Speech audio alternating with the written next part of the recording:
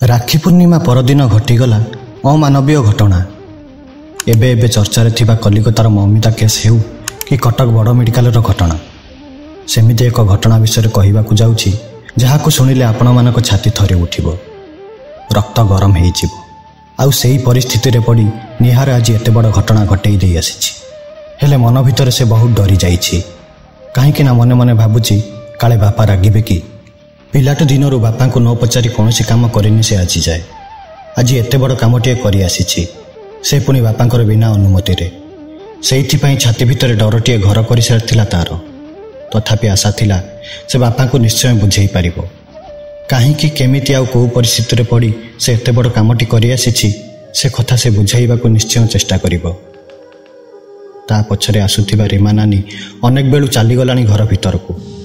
बोधहुए तांकर पढ़ा घरे पशि कबाट दे सारिबणी कि कण। दांड घरे बसी बापा न्यूज पेपर पढ़ुथिले। निहार को घरे पशिबार देखि मुंड उपरकू करी प्रश्निल दृष्टि चाहिए। स्कूल रू फेरिबार बेल तो अनेक बेलू गड़ी गलानी।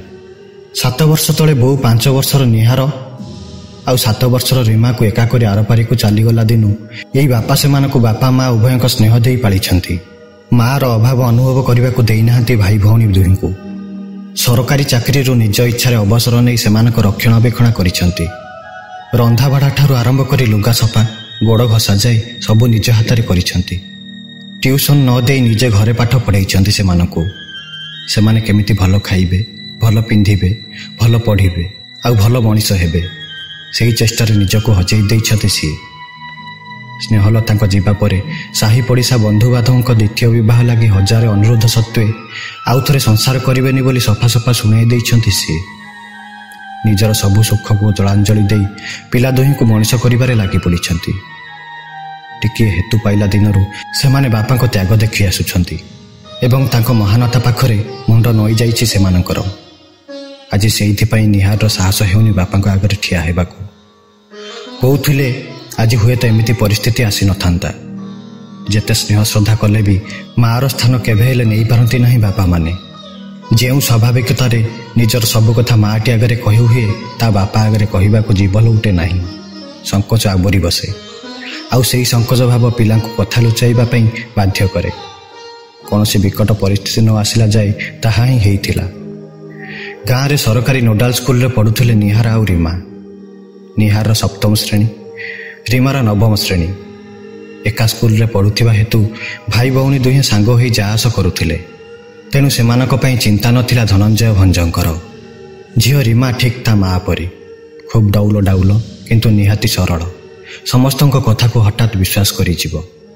हेले निहारटा ठीक तांकरी परी, खूब धीर स्थिर, स्थितप्रज्ञ, स्पष्टवादी, साहसी मध्य। तांकरी भली अन्याय देखिले मोटे सहिबनी। रागी पाचे निआं बाण हेइजिबो, कौन नाई कौन करि बसिबो। सेइथिपाई अनेक समय रे निहार को आकट करंती से। हठात न बुझी न सुझी प्रतिक्रिया न करिबाकू तागिद करंती। रीमा धीरे धीरे बड़ हेउथिला। माँ नथिला झियो, केतेबेले को कथा। माँ थिले अवश्य संसार नीतिगति सबू शिखई थांते झियो को। हेले से तो बाप कौन केमिति बुझेइबे झियो को। आजिकाली परिस्थिति जो जटिल हेलानी झीटी घर बाहर को गले भय लगी रहुछि मनरे। किंतु निहार साथी थिबारु धनंजय निश्चित होई रहुथिले। सबुबले कहउथिले, सुनु अपा सांगरे जिबु, अपा सांगरे आसिबु, बाटरे कोउठी अटके जिबुनी, सांग मानक सहित खेलकूद करिबा पई। अपा को घरे छाड़ी देई पछे जिबु खेलिबु। पिला मानकर स्कूल रु फेरिबार डेरी हेले तांको मनरे छनका पसे, कोउठी किछि असुविधा हैला कि। आज भी सेमिति प्राय 2 घंटा विलंबर फेरी भाई भौणी 2 जण। आगे आगे आसीथिबा रीमा मुह तलकू करी क्षिप्र गति पशि जाइथिला घर भितरकू। आ कबाटटा बंद करी बसिथिला सेतिकी बेलू। ता पछरे आसीथिला निहार। मुहटा अस्वाभाविक भाव में थमथम दिशुथिला। न्यूज पेपरटी आखि आगे थिले भी धनंजयଙ୍କର दृष्टि निबद्ध रहिथिला पिलांक उपरे। अहेतुक विलंबर कारण जानिबाकू पितृहृदय तांकर व्याकुल होई उठुथिला। हेले दुहिंक भितर जने केही भी आसुनथिले बाहरकू। साधारणतः स्कूल रु फेरिबा परे आग पोशाक पत्र बदला बदली करी रीमा आसे। भात बढ़ाबढ़ी करी भाई को डाके खाइबाकू। चटपट 2 गुंडा खाई निहार बाहरी जाई सांगमान सहित खेलकूद करिबा पई। रीमा घर द्वार ओलाओली करी लुगापटा सजाड़ी रखे, संध्याबती दिए। ଟିକିଏ ହେତୁ ପାଇଲା ଦିନରୁ ରୀମା ଧନଞ୍ଜୟଙ୍କ ହାତରୁ ଅନେକ କାମ ଛଡ଼େଇ ନେଇ ନିଜେ କରେ। କହେ, ବାପା ତମେ ବହୁତ ଖଟିଲଣି ଆମ ପାଇଁ, ଏବେ ତ ମୁଁ ବଡ଼ ହେଇଗଲିଣି ନା, ମୋତେ ଏସବୁ କରିବାକୁ ଦିଅ, ତୁମେ ଟିକିଏ ବିଶ୍ରାମ କର। ଖୁସିର ଲୁହ ଜକେଇ ଆସେ ଧନଞ୍ଜୟଙ୍କ ଆଖିରେ। ଭାବନ୍ତି ଆଜି ସ୍ନେହଲତା ଥିଲେ ରୀମାକୁ ପାଣି ହାତ କରାଇ ଦେଉନଥାନ୍ତେ। ଝିଅ ପିଲାଟା କାଲି ସକାଳୁ ପର ଘରକୁ ଗଲେ ସେଠି ତ ସାରା ଜୀବନ ଖଟିବାକୁ ହବ, ଆଉ ଏଇଠି ବାପା ଘରେ ଟିକେ ଆରାମ କରୁ। କିନ୍ତୁ ସେ ତ ବାପା, ସେଥିପାଇଁ ମନରେ ସେମିତି ଭାବୁଥିଲେ ବି ପରିପ୍ରକାଶ କରିପାରନ୍ତି ନାହିଁ। ରୀମାର ମୁଣ୍ଡକୁ ଆଉଁସି ଦେଇ ଚୁପ୍ ରୁହନ୍ତି। ତାଙ୍କ ଆଖିରେ ଲୁହ ଆଉ ମନରେ କୁହକୁ ଛାତି ଭିତରେ ଚାପି ରଖି ବାହାରି ଯାଆନ୍ତି ବଜାର କରିବାକୁ। ନିର୍ଜନ ରାତିରେ ଏକୁଟିଆ ଖଟଟିରେ ପଡ଼ି ପଡ଼ି ନିଦ ନ ଆସୁଥିଲା ବେଳେ ସେଇ ଲୁହ ଆଉ କୋହମାନେ ବାହାରି ଆସନ୍ତି ଆଖିପତା ବିଛି। ଧନଞ୍ଜୟ ମନେ ମନେ କହନ୍ତି ସ୍ନେହଲତାଙ୍କୁ, ମୋତେ ଏକା କରି ହାତ ଛାଡ଼ି ଅଧା ବାଟରୁ ଚାଲିଗଲ ସିନା, ଏଇ ପିଲାଙ୍କୁ ବଢ଼େଇ କୁଢ଼େଇ ମଣିଷ କରିବା ପାଇଁ ମୋତେ ଧୈର୍ଯ୍ୟ ଆଉ ସାହସ ଦିଅ। ମୋ ପାଖରେ ଛାଇଟିଏ ହେଇ ରହିଥାଉ ସବୁବେଳେ, ନହେଲେ ମୁଁ ଏକୁଟିଆ ମଣିଷଟା କ'ଣ କରିବି ଯେ। ନିହାରଟା ଖୁବ୍ ପେଟ ଗାବୁରା, ମୋଟେ ଭୋକ ସହିପାରେନି। ସ୍କୁଲରୁ ଫେରିବା ପରେ ସାର୍ଟ ପ୍ୟାଣ୍ଟ ଫୋପାଡ଼ି ଦେଇ ଦୌଡ଼ି ଆସି ବସିଯାଏ ଖାଇବାକୁ। ଆଜି ସିଏ ବି ଆସୁନି, ଘଟଣା କ'ଣ? ଚୌକି ଛାଡ଼ି ଉଠିଲେ ଧନଞ୍ଜୟ। ଚାଲ ଚାଲ ହୋଇ ପିଲାମାନଙ୍କ ଶୋଇବା ଘର ପାଖକୁ ଗଲେ। କବାଟରେ ହାତ ମାରିଲେ କବାଟ ଭିତରୁ ବନ୍ଦ ଅଛି। କବାଟରେ କାନ ଦେଇ ଶୁଣିବାକୁ ଚେଷ୍ଟା କଲେ ସେ। କିଛି ସୋର ଶବ୍ଦ ନାହିଁ। ଏଥରକ ଆଉ ନିଜକୁ ସମ୍ଭାଳି ପାରିଲେନି ଧନଞ୍ଜୟ। ଜୋର ଜୋରରେ କବାଟ ବାଡ଼େଇବା ସହିତ ନିହାର ନିହାର ବୋଲି ଚିତ୍କାର କରିବାକୁ ଲାଗିଲେ। କିଛି ସମୟ ପରେ ଆସ୍ତେ କରି କବାଟ ଖୋଲି ବାହାରକୁ ଆସିଲା ନିହାର। ମୁହଁରେ ଭୟର ଚିହ୍ନ ସୁସ୍ପଷ୍ଟ ଦେଖାଯାଉଥାଏ। ତାକୁ ଆଡ଼େଇ ଦେଇ ଆଗକୁ ଟିକିଏ ମାଡ଼ି ଯାଇ ଘର ଭିତରକୁ ଚାହିଁଲେ ଧନଞ୍ଜୟ। ରୀମା ଖଟ ଉପରେ ମୁହଁ ମାଡ଼ି ଶୋଇଛି। ନା ନା, କାନ୍ଦୁଛି ବୋଧହୁଏ। ତାର ଶରୀରଟା ରହି ରହି ଥରି ଉଠୁଛି। ପଛକୁ ଫେରି ନିହାରର କାନ ଧରି ପକାଇଲେ ଧନଞ୍ଜୟ। ଗର୍ଜି ଉଠିଲେ, କ'ଣ ହେଇଛି? ସତ କଥା କହ, ନହେଲେ ପିଠିରୁ ଛାଲ ଉତାରିଦେବି ନିହାର। ଆଉ ଚୁପ୍ ରହିପାରିଲାନି ନିହାର। ପାଟି ଖୋଲିଲା, ବାପା କିଛି ଦିନ ହେଲା ଅପା କହୁଥିଲା ଯେ ଆମ ସ୍କୁଲର ବିଜ୍ଞାନ ସାର୍ ତାକୁ ଅଯଥାରେ ଗୁଡ଼ାଏ ପ୍ରଶ୍ନ ପଚାରୁଛନ୍ତି କ୍ଲାସରେ। ସେ ଉତ୍ତର ଦେଇ ନ ପାରିଲେ କହୁଛନ୍ତି ତତେ କିଛି ପାଠ ଆସୁନି, ଆଗକୁ ବାର୍ଷିକ ପରୀକ୍ଷାରେ ଠିଆ ଫେଲ୍ ହେବୁ। ବାପାକୁ କହି ମୋ ପାଖରେ ଟ୍ୟୁସନ୍ ହ, ପରୀକ୍ଷା ପୂର୍ବରୁ ସବୁ ବତେଇ ଦେବି। ଅପାକୁ ସାରା ଶ୍ରେଣୀ ଆଗରେ ଏମିତି କହିବାରୁ ଲାଜ ଲାଗୁଥିଲା, କିନ୍ତୁ ସେ ଭୟରେ କିଛି କହିପାରୁନଥିଲା ତାଙ୍କୁ। ଆଜି ସ୍କୁଲ ସରିବା ପରେ ତାକୁ ଡାକିଲେ ବିଜ୍ଞାନଗାରକୁ ଖାତା ନେଇ ଯିବାକୁ। ଡରି ଡରି ସେ ଯାଇଥିଲା ଖାତାପତ୍ର ଧରି ସେଠିକି। ସ୍କୁଲର ଛୁଟି ଘଣ୍ଟା ବାଜିଲା ପରେ ଅନେକ ସମୟ ଧରି ଅପା କ୍ଲାସରୁ ନ ଆସିବାରୁ ମୁଁ ଯାଇଥିଲି ତା କ୍ଲାସକୁ। ସେଠାରେ କେହି ନଥିଲେ, କିନ୍ତୁ ଅପାର ବହିପତ୍ର ଥୁଆ ହୋଇଥିଲା ଡେସ୍କ ଉପରେ। ବାହାରକୁ ଆସି ପିଲାମାନଙ୍କୁ ପଚାରିବାରୁ ସେମାନେ ଅପାକୁ ବିଜ୍ଞାନଗାର ଆଡ଼େ ଯିବାର ଦେଖିଥିବା କହିଲେ। ସେଇଠୁ ମୁଁ ଗଲି ବିଜ୍ଞାନଗାରକୁ। ବିଜ୍ଞାନଗାରର କବାଟ ବନ୍ଦ ଥିଲା।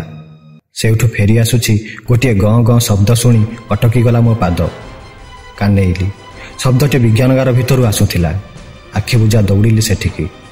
ନିଜର ସବୁ ବଳ ଖର୍ଚ୍ଚ କରି ଧକ୍କା ମାରି ମାରି କବାଟ ଭାଙ୍ଗିଲି, ଭିତରେ ପଶିଲି। ଦେଖିଲା ବେଳକୁ ଅପାର ମୁହଁରେ ପଟି ବନ୍ଧା ହେଇଛି। ସେ ପଡ଼ିଛି ଗୋଟିଏ କଣରେ। ଆଉ ବିଜ୍ଞାନ ସାର୍? ମୋ ମୁଣ୍ଡକୁ ପିତ୍ତ ଚଢ଼ିଗଲା। ତାଙ୍କୁ ଅପା ଉପରୁ ଘୋଷାରି ଆଣି ତଳେ ପକାଇଦେଲି। ପାଖରେ ଟେବୁଲ ଉପରେ ହାତୁଡ଼ିଟିଏ ଥୁଆ ହୋଇଥିଲା। ଟାଣି ଆଣିଲି ସେଇଟାକୁ। ଅଦା ଛେଚିଲା ପରି ଛେଚି ଦେଇଗଲି ତାଙ୍କୁ। ଲହୁ ଲୁହାଣ ହୋଇ ପଡ଼ିଗଲେ ସେ। ସେଇଠୁ ଅପାର ମୁହଁ ହାତ ଖୋଲି ତାକୁ ସଜଡ଼ା ସଜଡ଼ି କରି ଆଣିଲି ଘରକୁ। ମୋର କିଛି ଦୋଷ ନାହିଁ ବାପା, ମୁଁ ଜାଣି ଜାଣି କିଛି ଭୁଲ କରିନି। ଅପାର ଦୁର୍ଦ୍ଦଶା ଦେଖି ମୋ ମୁଣ୍ଡ ଖରାପ ହେଇଗଲା। ମୋ ଦେହରେ ଏତେ ବଳ କୁଆଡ଼ୁ ଆସିଲା ମୁଁ ନିଜେ ବି ଜାଣିନି। କିନ୍ତୁ ଏତିକି କହୁଛି ବାପା, ମୁଁ କିଛି ଭୁଲ କାମ କରିନି। ମୋ ଜାଗାରେ ତମେ ଥିଲେ କ'ଣ ଇୟା କରିନଥାନ୍ତ? କୁହ ବାପା, କୁହ କୁହ। ଶେଷ ଆଡ଼କୁ ନିହାରର କଥାଗୁଡ଼ିକ ଡାକବାଜି ଯନ୍ତ୍ର ଭଳି ପ୍ରତିଧ୍ୱନିତ ହେଉଥିଲା ଧନଞ୍ଜୟଙ୍କ କାନରେ। ତାଙ୍କ ପାଦ ଦୁଇଟା ଭୂମିରେ ଲାଖି ଯାଇଥିଲା ଯେମିତି। ରସା ତଳକୁ ଖସି ପଡ଼ିଲା ପରି ପ୍ରତ୍ୟୟ ହେଉଥିଲା ତାଙ୍କୁ। ତଣ୍ଟି ଶୁଖି ଅଠା ଅଠା ହେଇଯାଉଥିଲା। ଶବ୍ଦ ସବୁ ଗଳାରେ ଅଟକି ଯାଇଥିଲେ। ସେ ଶୂନ୍ୟ ଦୃଷ୍ଟିରେ ଥରେ ନିହାରର ମୁହଁକୁ ତ ଆଉ ଥରେ ମୁହଁ ମାଡ଼ି ଶୋଇ ରହି କାନ୍ଦୁଥିବା ରୀମା ଆଡ଼କୁ ଚାହୁଁଥିଲେ। କ'ଣ କହିବେ, କ'ଣ କରିବେ, କିଛି ବୁଦ୍ଧିବାଟ ଦେଖାଯାଉନଥିଲା ତାଙ୍କୁ। ଭାବବିହ୍ୱଳିତ ହୋଇ ସେ କୁଣ୍ଢେଇ ପକାଇଲେ ନିହାରକୁ। ଭୋ ଭୋ ହୋଇ କାନ୍ଦି ଉଠିଲେ ସେ। କହିଲେ, ତୁ ନଥିଲେ ଆଜି କ'ଣ ହେଇଥାନ୍ତା ରେ ବାବୁ? ମୁଁ କାହା ଆଗରେ ମୁହଁ ଦେଖେଇଥାନ୍ତି? ମୋ ଝିଅ କ'ଣ ଆଉ ବଞ୍ଚି ପାରିଥାନ୍ତା? ତୁ ମୋ ପୁଅ ନୁହଁରେ, ତୁ ମୋ ବାପା। ତୁ ଆମ ସମସ୍ତଙ୍କ ଜୀବନ ବଞ୍ଚେଇ ଦେଲୁ ରେ ବାବୁ। ଠାକୁରେ ତତେ କୋଟି ପରମାୟୁ ଦିଅନ୍ତୁ। ତୁ ମୋ ଆୟୁଷ ନେଇ ବଞ୍ଚି ରହ ଏମିତି। ଏମିତି ବିଳାପ କରୁ କରୁ ଧନଞ୍ଜୟଙ୍କର ମନେ ପଡ଼ିଗଲା ନିହାରର କହିବା କଥା। ଲହୁଲୁହାଣ ହୋଇ ପଡ଼ିଛନ୍ତି ସେ। ମନେ ମନେ ଭାବିଲେ ଏତେ ସମୟ ହେଲାଣି, ଯଦି ଅତ୍ୟଧିକ ରକ୍ତସ୍ରାବ ହେତୁ ବିଜ୍ଞାନ ସାର୍ଙ୍କର ସେଇଠି ମୃତ୍ୟୁ ଘଟିଥିବ ତେବେ କ'ଣ ହେବ? ନିହାରକୁ ତ ଜେଲ୍ ହୋଇଯିବ, ତାର ଭବିଷ୍ୟତ ବର୍ବାଦ ହୋଇଯିବ। ଯଦି ସେ ବର୍ତ୍ତମାନ ଅନ୍ୟମାନଙ୍କୁ ଏ ବିଷୟରେ ଜଣାଇବେ ତେବେ ତାଙ୍କ ଇଜ୍ଜତ ମହତ ଚାଲିଯିବ। ସେ ଗାଁରେ କାହାକୁ ମୁହଁ ଦେଖାଇ ପାରିବେ ନାହିଁ। ଝିଅ ରୀମା ଆଉ ସ୍କୁଲକୁ ପଢ଼ିବା ପାଇଁ ଯାଇପାରିବନି, ତାର ଭବିଷ୍ୟତ ମଧ୍ୟ ବର୍ବାଦ ହୋଇଯିବ। କ'ଣ କରିବେ ସେ? ଏମିତି ଭାବି ଭାବି ଶେଷରେ ନିଷ୍ପତ୍ତି ନେଲେ ଧନଞ୍ଜୟ। ନା, ଯାହା ପରିଣାମ ହେଉ ପଛେ ସେ ସତ୍ୟର ପରିପ୍ରକାଶ କରିବେ। ତେଣିକି ଯାହା ତାଙ୍କର ଆଉ ତାଙ୍କ ପିଲାମାନଙ୍କ ଭାଗ୍ୟରେ ଲେଖାଥିବ ତାହା ହେବ। ସେ ପଡ଼ୋଶୀ ବିନୋଦ ବାବୁଙ୍କୁ ସବୁ କଥା କହିବେ। ତାଙ୍କୁ ସାଙ୍ଗରେ ନେଇ ଆଗ ଯାଇ ବିଜ୍ଞାନ ସାର୍ଙ୍କୁ ଦେଖିବା ପରେ ପରବର୍ତ୍ତୀ ପନ୍ଥା ନିର୍ଦ୍ଧାରଣ କରିବେ। ପୋଲିସ ଷ୍ଟେସନ ଯାଇ ସବୁ ସତ ଘଟଣା ବୟାନ କରିବେ। ତେଣିକି ଯାହା ହେବାର ହେବ। ନିହାରକୁ ଅପାର ଦେଖାଶୁଣା କରିବାକୁ କହି ସାର୍ଟ ପ୍ୟାଣ୍ଟ ପିନ୍ଧି ବାହାରକୁ ବାହାରିଗଲେ ଧନଞ୍ଜୟ। ଭାଗ୍ୟ ଭଲ ଥିଲା ବିଜ୍ଞାନ ସାର୍ଙ୍କର। ନିହାରଠାରୁ ନିର୍ଘାତ ପାହାର ଖାଇବା ପରେ ପ୍ରଚୁର ରକ୍ତସ୍ରାବ ହେବା ପରେ ମଧ୍ୟ ସେ ବଞ୍ଚି ରହିଥିଲେ। ଧନଞ୍ଜୟ ଆଉ ବିନୋଦ ବାବୁ ସାଥୀ ହୋଇ ଆହୁରି 4-5 ଜଣଙ୍କୁ ସାଥିରେ ଧରି ସେଠିକି ଯିବା ବେଳକୁ ସେ ସେମିତି ବେହୋସ ଅବସ୍ଥାରେ ପଡ଼ି ରହିଥିଲେ। ସାଙ୍ଗେ ସାଙ୍ଗେ ତାଙ୍କୁ ସ୍ଥାନୀୟ PHCକୁ ନେଇ ଚିକିତ୍ସା ବ୍ୟବସ୍ଥା କରିବା ସହିତ ପୋଲିସ ଷ୍ଟେସନକୁ ଯାଇ ବିଜ୍ଞାନ ସାର୍ଙ୍କ ବିରୁଦ୍ଧରେ ପ୍ରାଥମିକ ରିପୋର୍ଟ ଲେଖାଇଥିଲେ ଧନଞ୍ଜୟ।